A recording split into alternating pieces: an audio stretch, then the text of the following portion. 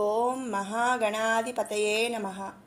శుక్లాంబరధరం విష్ణుం శశివర్ణం చతుర్భుజం ప్రసన్నవదనం ధ్యాయేత్ సర్వవిఘ్నోపశాంతయే. అగజానన పద్మార్కం గజానన మహర్నిశం అనేకదంతభక్తానాం ఏకదంతముపాస్మహే. అందరికీ నమస్కారం. ఈరోజు వినాయక చవితి కదండి. అలాగే ఈ రోజు నుంచి 9 రోజుల వరకు కూడా మనం గణేశుని నవరాత్రులు అంటే వినాయక చవితి తర్వాత 9 రోజుల దాకా కూడా మనం నవరాత్రులని జరుపుకుంటాము కదా. మరి ఈ నవరాత్రుల్లో గణేశుణ్ణి ఏ రోజు ఎలా పూజించాలి, ఏ నైవేద్యం సమర్పించాలి అనేది మనం తెలుసుకుందాం. ఈరోజు మొదటి రోజు కదండి, భాద్రపద శుద్ధ చవితి. ఈరోజు వరసిద్ధ వినాయకుడు అన్నమాట. అలాగే నైవేద్యంగా ఉండ్రాళ్లను సమర్పిస్తాం. ఇంటింటా వినాయక పూజ చేసుకోవాలి. వ్రతకల్పంలో భాగంగా పూజ పూర్తయ్యాక శమంతక ఉపాఖ్యానం వినాలి. చవితి నాటి చంద్రుడిని చూసిన వారికి నీలాపనిందలు కలుగుతాయన్న శాపం నుంచి బయటపడటం కోసం ఈ కథ చదువుకొని అక్షతలు తల మీద వేసుకోవాలి. అక్షతలను మనమే ధరించాలి తప్ప భగవంతుడిపై వేయకూడదు. ఒక్కరోజు కార్యక్రమం నిర్వహించుకునే వారికి ఈ కథ చాలు. కానీ 9 రోజులు నవరాత్రులు జరిపేవారు మాత్రం మూషికాసుర వృత్తాంతము తెలుసుకోవాలి. మరి ఈ మూషికాసుర వృత్తాంతం ఏమిటి అనేది ఇప్పుడు తెలుసుకుందాం. దండకారణ్యంలో ఒక మహర్షి తన భార్యతో కలిసి నివసించేవాడు. సేద్యం చేసుకునే భుక్తి గడుపుకుంటూ ముక్తి కోసం తపస్సు చేస్తూ ఉండేవాడు. అనింద్యుడనే మూషికరాజు వారి కష్టార్జితమైన పంటను హరిస్తూ ఉంటే భరద్వాజముని సూచనపై వినాయక వ్రతం ఆచరించసాగాడు ఆ మహర్షి. ఉద్యాపన చేస్తుండగా ఆ నివేదనలను కూడా అనింద్యుడు హరించడంతో అసురుడవై జన్మించమని ఋషిపత్ని శపిస్తుంది.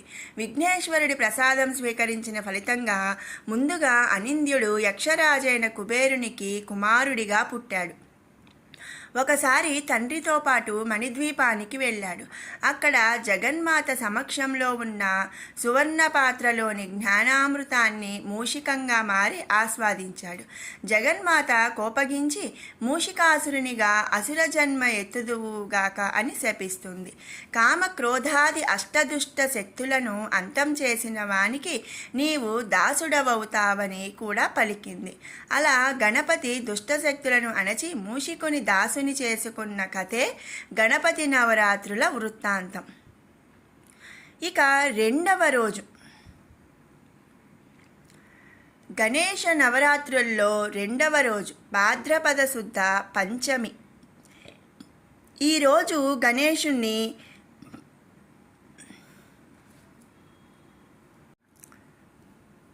గణేశ నవరాత్రులలో రెండవ రోజు భాద్రపద శుద్ధ పంచమి వికట వినాయకుడిగా మనం ఆ గణేశుణ్ణి పూజిస్తాము.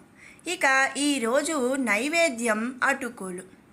మరి లంబోదరశ్చ వికటో అని వినాయకుడి షోడశనామాలలో ఆయనను మనం స్మరిస్తాం. స్వామిని వికట వినాయకునిగా ఆవాహన చేసి మొదటి రోజున పూజించినట్లే పూజించాలి. ఈ రోజున చదువుకోవాల్సిన కథాంశం ఇప్పుడు తెలుసుకుందాం. పరమశివుడి కోపానికి గురైన మన్మథుడు ముక్కంటి అగ్నికి ఆహుతి అవుతాడు. అలా కాముణ్ణి భస్మం చేయగా మిగిలిన రుద్రనేత్రాగ్ని సముద్రంలో పడింది. ఆ అగ్ని నుంచి పుట్టినవాడే జలంధరుడు. శివుడి వల్ల తప్ప వేరొకరి చేత అతనికి మరణం లేదని బ్రహ్మదేవుడు చెప్పాడు. కాలనేమి అనేవాడు తన పుత్రిక బృందను జలంధరునికి ఇచ్చి వివాహం చేశాడు. వారి కుమారుడు కామాసురుడు మహిషాసురుని పుత్రిక తృష్ణను వివాహం చేసుకుంటాడు. ఆ అసురుడు శివుడి కోసం భీకరమైన తపస్సు చేస్తాడు. అజేయత్వం, నిర్భయత్వం, మృత్యుంజయత్వం అనే వరాలను కూడా పొందుతాడు. మూషికాసురునికి ఆత్మీయుడై విజృంభించసాగాడు. అలా లోకమంతా కామాధీనమయింది. దేవతలు మునులు ముద్గల మహర్షిని ఆశ్రయించి ఆయన సూచన మేరకు వికట వినాయకుడిని భక్తి శ్రద్ధలతో సేవించారు. ఆయన నుంచి అభయం పొందారు. తాను చెరబట్టిన చిత్రాంగిని రక్షించడాన్ని మూషికాసురుడు గణపతిపై అప్పటికే కక్షగట్టి ఉన్నాడు. అందువల్ల మూషికాసురుడు తన విరోధి వినాయకుడి మీదకి కామాసురుని పురిగొల్పాడు. కామాసురుడు మయూర రూపం ధరించి లోకమంతటిని కామంతో ప్రభావితం చేస్తూ గణపతిని కూడా లొంగదీసుకోవడానికి ప్రయత్నించాడు. గణపతి ఆ మయూరాన్ని అణచివేసి దానిని అధిరోహించాడు. నెమలిపై విహరిస్తున్న స్వామిని చూసి దేవతలు మునులు మయూరవాహన వికట వినాయక అని స్తుతించారు. అటుకులు నివేదించి స్వామిని తృప్తిపరిచారు. రెండో నాటి పూజ ద్వారా సమాజం దుష్టకామాన్ని వీడాలి అని మనకి తెలుస్తుంది. ఓం గం గణపతయే నమః. ఓం గం గణపతయే నమః. గణేశ నవరాత్రులు 3వ రోజు భాద్రపద శుద్ధ షష్ఠి. ఈరోజు వినాయకుడిని లంబోదర వినాయకుడిగా పూజించాలి. ఇక నివేదనకొస్తే పేలాలను నివేదించాలి. క్రోధాసురుణ్ణి వధించిన లంబోదరుడిని 3వ నాడు షోడశోపచారాలతోనూ అష్టోత్తర శతనామావళితో గాని సహస్రనామావళితో గాని పూజించాలి. సముద్ర మథనంలో లభించిన అమృతాన్ని లోకకంటకులైన రాక్షసులకు అందనీయకుండా దేవతలకు అందించడం కోసం శ్రీమన్నారాయణుడు మోహిని రూపం ధరించాడు. శివుడు ఆమె మోహంలో పడి వెంటాడగా మోహిని శివుడిని వంచించి మాయమైంది. కామాత్ క్రోధో అభిజాయతే అన్నట్లుగా కామం తీరని శివుడు క్రోధావిష్ణుడు అయ్యాడు. మోహిని వల్ల తమకం కారణంగా వీర్యస్ఖలనమై దుష్ప్రదేశంలో పడింది. దాని నుంచి ఉద్భవించిన వాడే క్రోధాసురుడు. శుక్రాచార్యుని నుంచి సూర్యమంత్రం పొంది ఘోరమైన తపస్సు చేశాడు. ముల్లోకాలను జయించే శక్తిని, మృత్యురాహిత్యాన్ని, లోక ప్రసిద్ధిని వరాలుగా పొందాడు. ఆవేశపురిని రాజధానిగా చేసుకున్నాడు. అతని భార్య ప్రీతి. క్రోధాసురుడు కూడా మూషికాసురునికి సన్నిహితుడై లోకాలను పీడించసాగాడు. దాంతో దేవతలు మునులు లంబోదరుడిని ఆశ్రయించగా ఆయన క్రోధాసురుని పీచమణచాడు. క్రోధాసురుడు లంబోదరుడిని శరణు వేడాడు. ఆయన అనుగ్రహించాడు. దుష్ట శిక్షణాదుల నుండు తప్ప నీవు లోకంలోకి రావద్దని ఆదేశించి క్రోధుని తన నేత్రాల్లో ఇమిడి పొమ్మన్నాడు. ఈ క్రోధుని కారణంగా ప్రజలు కార్యాకార్య విచక్షణ కోల్పోతారు.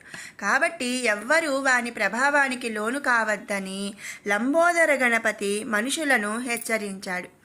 3వ నాటి పూజతో భక్తులు క్రోధాన్ని విడిచిపెట్టడం కర్తవ్యమని మనం తెలుసుకోవాలి. ఓం గం గణపతయే నమః. ఓం గం గణపతయే నమః. 4వ రోజు భాద్రపద శుద్ధ సప్తమి. ఈరోజు వినాయకుడిని గజానన వినాయకుడుగా మనం పూజిస్తాం. అలాగే నివేదనగా చెరకు గడలను సమర్పిస్తాం. నవరాత్రుల 4వ రోజున గణపతిని గజానన వినాయకుడిగా పూజించాలి. లోభాంతకుడైన గజాననుడికి చెరకుగడ నివేదన చేయాలి. విశ్రవ బ్రహ్మ కుమారుడైన కుబేరుడు తన మారు సోదరుడైన రావణాసురుడి కారణంగా లంకకు దూరమవుతాడు. తండ్రి సూచన మేరకు కైలాసానికి వెళ్తాడు కుబేరుడు. అక్కడ పార్వతీదేవి సౌందర్యాన్ని చూసి ఆశ్చర్యపోతాడు. మనసు చెదిరి చూపుల్లో చాంచల్యం ఏర్పడుతుంది. కుబేరుడి మనోవికారాన్ని గుర్తించిన పార్వతి కోపంగా చూడటంతో అతని ఒక కన్ను మాడిపోతుంది. ఆ కంటి బూడిద నుంచి పుట్టినవాడే లోభాసురుడు. లోభాసురుడు శివుడి గురించి తీవ్రమైన తపస్సు చేసి అజేయ వరాలు పొందుతాడు. లాలస అనే కన్యను వివాహమాడతాడు. దుష్టబుద్ధితో మునిగణాన్ని పీడిస్తే వారు రైభ్యుడనే మునిని ఆశ్రయిస్తారు. ఆయన గజానన వినాయకుడిని ప్రార్థించమన్నాడు. వారు అలా చేయగా గజాననుడు అనుగ్రహిస్తాడు. శివ శుక్రాచార్యుల చేత తనను గురించి ఆ రాక్షసుడికి చెప్పిస్తాడు. దాంతో లోభాసురుడు గజాననుడి శరణు వేడాడు. గజానన వినాయకుడు లోభుడిని పాతాళానికి పొమ్మని ఆదేశిస్తాడు. ధర్మ విరుద్ధం కాని లోభం ప్రమాదకారి కాదని భక్తులకు వివరించాడు. ఈనాటి గజానన వినాయకుడి పూజకు పరిపూర్ణత లోభం విడిచిపెట్టడమే. ఓం గం గణపతయే నమః. ఓం గం గణపతయే నమః. గణేశ నవరాత్రులలో 5వ రోజు భాద్రపద శుద్ధ అష్టమి. ఈరోజు గణపతిని మహోదర వినాయకుడుగా పూజిస్తాం. ఇక నివేదనకి వస్తే కొబ్బరి కురిడి నివేదన చేస్తాము. మహాగణపతిని జయించడం కోసం మూషికాసురుడు అనేకమైన ఉపాయాలు పన్నుతాడు. శుక్రాచార్యునికి మోహాసురుడనే ప్రియ శిష్యుడు ఉండేవాడు. గురువు అతనికి సూర్యోపాసన విధానం తెలిపి మహాశక్తివంతుడిని చేశాడు. అతను మదిర అనే రాక్షస కన్యను పెండ్లాడతాడు. మూషికాసురుడు మోహాసురుణ్ణి గణపతితో యుద్ధం చేయడానికి ప్రేరేపిస్తాడు. ముందుగా తన చెర నుంచి గంధర్వ వనిత చిత్రాంగిని విడిచిపోయినందువల్ల ఆ గంధర్వలోకాన్ని మోహంలో ముంచేయాల్సిందిగా చెబుతాడు. మోహాసురుడు అలాగే చేస్తాడు. ఇదంతా గమనించిన చిత్రాంగదుడు అనే గంధర్వరాజు దీనికంతటికీ మూల కారణం మూషికాసురుడే అని గ్రహిస్తాడు. సాటి గంధర్వులతో ప్రవాళ క్షేత్రానికి వెళ్ళి ప్రవాళ గణపతిని పూజిస్తాడు. గణపతి వారందరికీ ధైర్యం చెప్పి తన మాయాశక్తితో మోహాసురుడి ముందు నిలిచాడు. భ్రాంతి తొలగిన మోహాసురుడు మహోదర గణపతి పాదాలపై పడతాడు. నన్ను నీలో కలుపుకోవలసిందని వేడుకుంటాడు. అతని కోరికను మన్నించిన గణపతి మోహాసురునిపై దివ్యాస్త్ర ప్రయోగం చేయటంతో అతనిలో మోహం అంతమవుతుంది. ఆ రాక్షసుని దేహం నుంచి జ్యోతి వెలువడి మహోదర గణపతిలో చేరుతుంది. కాబట్టి 5వ నాటి పూజ పరమార్థం మోహాన్ని వీడి సద్గతికి అర్హులం కావడమే అని మనం తెలుసుకోవాలి. ఓం గం గణపతయే నమః. ఓం గం గణపతయే నమః. గణేశ నవరాత్రులలో 6వ రోజు భాద్రపద శుద్ధ నవమి. ఈరోజు గణేశుణ్ణి ఏకదంత వినాయకుడిగా పూజిస్తాము. అలాగే నువ్వులతో చేసిన పదార్థాలను నివేదనగా ఇస్తాము. పూర్వం చ్యవన మహర్షికి మదం ఆవహించింది. ఆ దుష్టభావం నుంచి మదాసురుడు ఉద్భవించాడు. అతను శుక్రాచార్యుడి నుంచి మంత్రోపదేశం పొంది అమ్మవారిని గురించి తపస్సు చేశాడు. ఆమె ఇచ్చిన వరాల బలంతో మరింత మదోన్మత్తుడు అయ్యాడు. ప్రమదాసురుని కుమార్తె లాలసను పెండ్లాడతాడు. లోకకంటకుడైన విజృంభించసాగాడు. అప్పుడు సనత్కుమారుడు చేసిన సూచనతో ఏకదంత గణపతిని ఆశ్రయిస్తారు మునులు.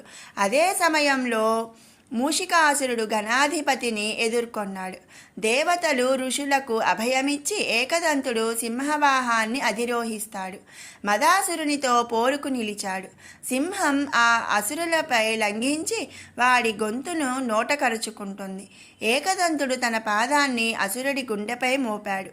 ఆ పాదస్పర్శతో మదాసురుడి మదం అణగి ఏకదంత గణపతిని శరణు వేడాడు. గణపతి వాడికి అభయమిచ్చి ధర్మ విరుద్ధంగా ప్రవర్తించవద్దని బుద్ధి చెప్పి పాతాళానికి పంపుతాడు. ఈనాటి పూజకు పరిపూర్ణత మనలోని మదాన్ని విడిచిపెట్టడమే అర్థం చేసుకోవాలి. ఓం గం గణపతయే నమః. ఓం గం గణపతయే నమః. గణేశ నవరాత్రులలో 7వ రోజు భాద్రపద శుద్ధ దశమి. ఈరోజు వినాయకుడిని వక్రతుండ వినాయకుడిగా పూజిస్తాము. అరటి పండ్లు మొదలైన పండ్లను నివేదనగా సమర్పిస్తాము. ఒకప్పుడు దేవేంద్రుడికి విపరీతమైన ఆవులింత వచ్చింది. దాని నుంచి మత్సరుడనే రాక్షసుడు జన్మించాడు. అతను శుక్రాచార్యుడి నుంచి శివమంత్రం పొంది తపస్సు చేసి వరాలు పొందుతాడు. వరగర్వంతో లోక విజేత కావాలని యత్నిస్తాడు. ఈర్ష్య అనే రాక్షస కన్యను వివాహమాడి విషయప్రియుడు సుందరప్రియుడు అనే పుత్రులకు జన్మనిస్తాడు. మత్సరాసురుని బాధలు భరించలేక దేవతలు ఋషులు దత్తాత్రేయ స్వామిని ఆశ్రయించారు. ఆయన వారికి ఏకాక్షర గణపతి మంత్రాన్ని ఉపదేశించి ధైర్యం చెప్పాడు. వారంతా ఆ మంత్రాన్ని నిష్టగా జపించారు. మూషికాసురుడు మత్సరాసురుడిని గణపతిపై పోరుకు ప్రోత్సహిస్తాడు. ఆ అసురుడు సింహరూపం పొంది గణపతి మీదికి దూకగా వినాయకుడు తన దేహాన్ని విపరీతంగా పెంచాడు. తన తొండంతో మత్సర సింహాన్ని చుట్టి ఎత్తి గిరగిరా తిప్పి నేలకు కొట్టేంతలో ఆ అసురుడు గణపతిని శరణు వేడుతాడు. వక్రతుండ గణపతి కనికరించి ఆ మత్సర సింహాన్ని నేలకు జార్చి దానిని వాహనంగా చేసుకున్నాడు. ఈనాటి పూజకు పరిపూర్ణత మాత్సర్య గుణాన్ని వీడటమే అని మనం తెలుసుకోవాలి. ఓం గం గణపతయే నమః. ఓం గం గణపతయే నమః. గణేశ నవరాత్రులలో 8వ రోజు భాద్రపద శుద్ధ ఏకాదశి. ఈరోజు విఘ్నరాజ వినాయకుడుగా మనం పూజిస్తాము. అలాగే సత్తుపిండిని నివేదన చేస్తాము. ఒకప్పుడు పార్వతీదేవి తన స్నేహితురాళ్లతో కబుర్లాడుకుంటూ బిగ్గరగా నవ్వింది. ఆ నవ్వు నుంచే ఒక శక్తిమంతుడు ఉద్భవించాడు. అతనికి పార్వతి మమకారుడని పేరు పెట్టింది. గణేశ మంత్రాన్ని ఉపదేశించింది. తపస్సు కోసం వనాలకు వెళ్ళిన మమకారుడికి శంబరాసురుడు అనే రాక్షసుడు అనేక మాయా విద్యలు ఆసురీ విద్యలు నేర్పుతాడు. అతన్ని మమతాసురుడని సంబోధించాడు. తన కుమార్తె మోహినిని అతనికిచ్చి వివాహం చేస్తాడు. అప్పటి నుంచి మమకారుడు మమతాసురుడు అయ్యాడు. మూషికాసురుడు మమతాసురుడి దగ్గరకు వెళ్ళి గణపతితో పోరాడటానికి సహకరించమని కోరాడు.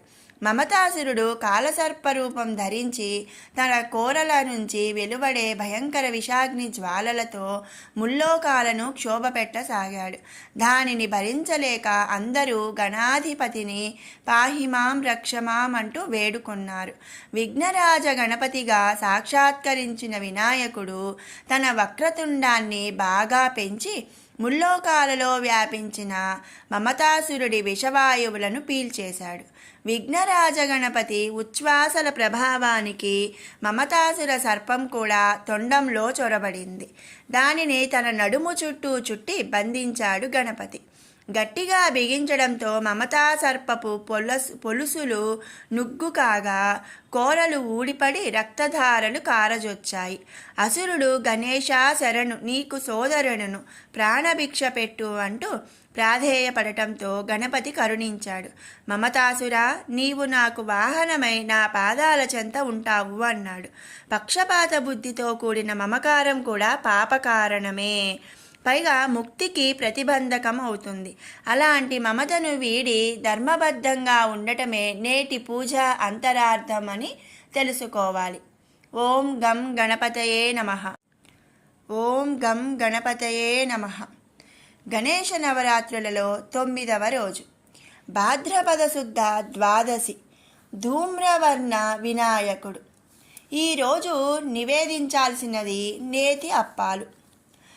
కర్మసాక్షి అయిన సూర్యుడికి జగత్తుకు తానే కర్తను అనే భావన కలిగింది. ఆ క్షణంలో సూర్యుడికి తుమ్ము వచ్చింది. అందులోంచి అహంకారుడనే రాక్షసుడు ఉద్భవించాడు. అతను తపస్సుతో గణేశుడిని మెప్పించి అమరత్వం, ఆరోగ్యం, జయశీలత వరాలుగా పొందాడు. ప్రమదాసురుని పుత్రిక అభిలాషను వివాహమాడతాడు. గర్వాదులను పుత్రులుగా పొందుతాడు. సుఖప్రియ నగరానికి రాజుగా ఉండి తన రాక్షసత్వంతో లోకాలను బాధిస్తుంటాడు. అహంకారుడి బాధలు భరించలేక దేవ, ముని, మనుజ సముదాయం ధూమ్రవర్ణ వినాయకుడిని ఆశ్రయించారు. అహంకారుడికి హితవు చెప్పమని నారదుడిని పంపుతాడు గణపతి. మహర్షి మాటలను పెడచెవిన పెడతాడు రాక్షసుడు. ఇంతలో మూషికాసురుడు వినాయకుడితో యుద్ధానికి సిద్ధమవుతాడు. అహంకారుని తోడుతో తీసుకుంటాడు. అహంకారుడు ముందుకు వచ్చి తన నాసికారంధ్రం నుంచి భయంకరమైన ధూమ్రాన్ని వెలువరిస్తాడు. ఆ ధూమం ముల్లోకాలను చుట్టుముడుతుంది. లోకాలన్నీ ఉక్కిరిబిక్కిరి అవుతాయి. వినాయకుడు గట్టిగా శ్వాస పీల్చాడు. ఆ శక్తికి ముల్లోకాల్లో వ్యాపించిన ధూమం తిరోగమించింది. అది గణపతి నాసికారంధ్రంలో ప్రవేశిస్తుండగా రాలిన ధూళి వినాయకుని దేహంపై పడి స్వామి శరీరం ధూమ్రవర్ణంతో విరాజిల్లింది. ఆ అద్భుతాన్ని చూసి దేవతలు మునులు జయహో ధూమ్రవర్ణ వినాయక జయహో అంటూ జయ జయధ్వానాలు చేశారు. ధూమ్రవర్ణ గణేశుడు తన చేతిలోని పాశాన్ని అహంకారునిపై ప్రయోగిస్తాడు. దానితో ఆ రాక్షసుడి శక్తి నశించి స్వామి శరణాగతుడయ్యాడు. గణేశుని అర్చించే వారి జోలికి రానని చెప్పి ధూమ్రవర్ణ వినాయకుడి ఆదేశంతో పాతాళలోకానికి వెళ్ళిపోతాడు. ఈ 9వ నాటి పూజకు అహంకారాన్ని విడిచిపెట్టటమే మనం అర్థం చేసుకోవాలి. మూషికాసురుడు తన పరివారంలోని ముఖ్యులు పరాజితులు కావడంతో నిర్వీర్యుడైపోతాడు. గణాధిపతిని శరణాగతి వేడి తనను వాహనంగా స్వీకరించి తన జన్మను ధన్యం చేయమని ప్రార్థిస్తాడు. అనుగ్రహమూర్తి అయిన గణపతి మూషికాసురుణ్ణి తన వాహనంగా అంగీకరించాడు. ఇలా అనింద్యుడు అనే ఎలుక వినాయకునికి వాహనమైంది. మూషికాసురుని భార్య ప్రియంవద మహాపతివ్రత. ఆమె కూడా వినాయకుడిని శరణు వేడుతుంది. తాను తన భర్తను వీడి మనజాలనని విన్నవించుకుంటుంది. ఓ ప్రియంవద, నీ కోరికను మన్నిస్తున్నాను. నీవు నాకు ఛత్రంగా ఉండి కలకాలం భర్తకు చేరువలోనే ఉంటావు అన్నాడు. గణపతి నవరాత్రులలో ముఖ్య ఉద్దేశం మనిషిని కామ, క్రోధ, లోభ, మోహ, మద, మాత్సర్య, అహంకార, మమకారాలను తొలగించి ముక్తికి అర్హుడిగా మార్చటమే అని మనం తెలుసుకోవాలి. ఓం గం గణపతయే నమః.